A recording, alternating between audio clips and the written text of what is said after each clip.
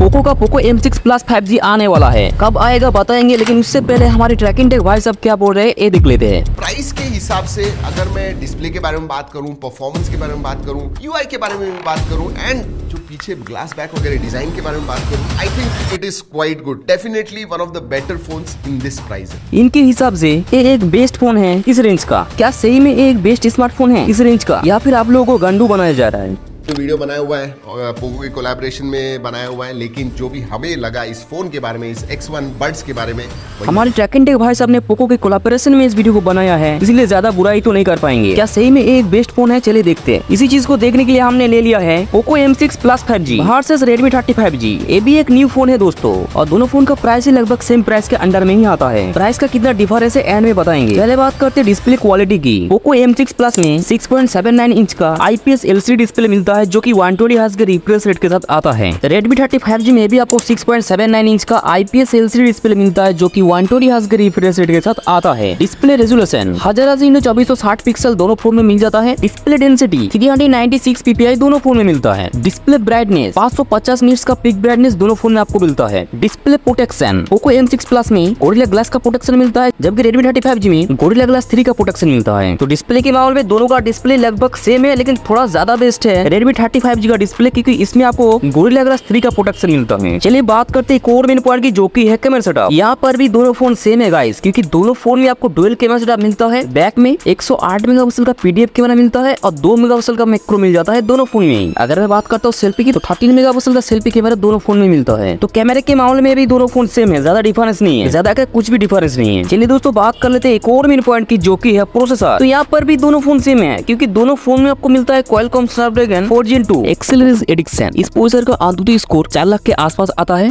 CPU का single core है 980, multi core score है 2121। तो प्राइस के हिसाब से प्रोसेसर सही है, लेकिन हमारे ट्रैकिंग टेक भाई साहब का बात गलत प्रमाण होता हुआ यहाँ पे।